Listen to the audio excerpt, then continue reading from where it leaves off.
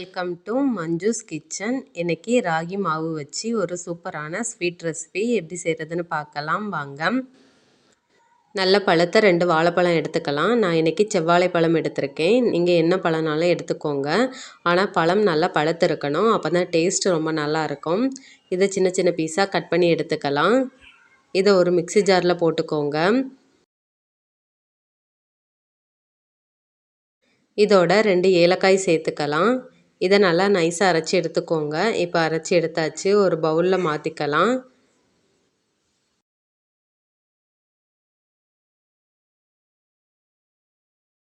இதோட 1 கப் அளவு ராகி மாவு சேர்த்துக்கலாம்.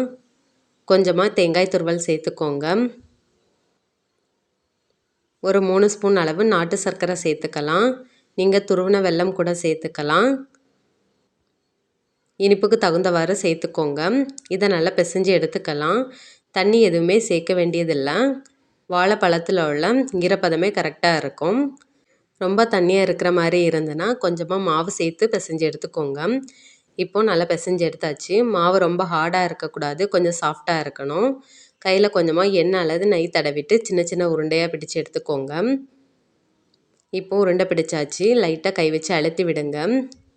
இப்படி வித்தியாசமாக செய்யும்போது குழந்தைங்க ரொம்ப விரும்பி சாப்பிடுவாங்க. நீங்கள் உருண்டையாக கூட அவிச்சு எடுக்கலாம்.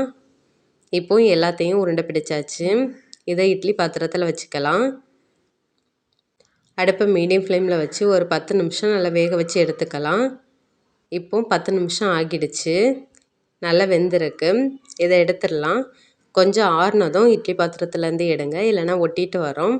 அவ்வளவுதான், நம்ம ராகி மாவு ஸ்வீட்டு சூப்பராக ரெடியாகியாச்சு.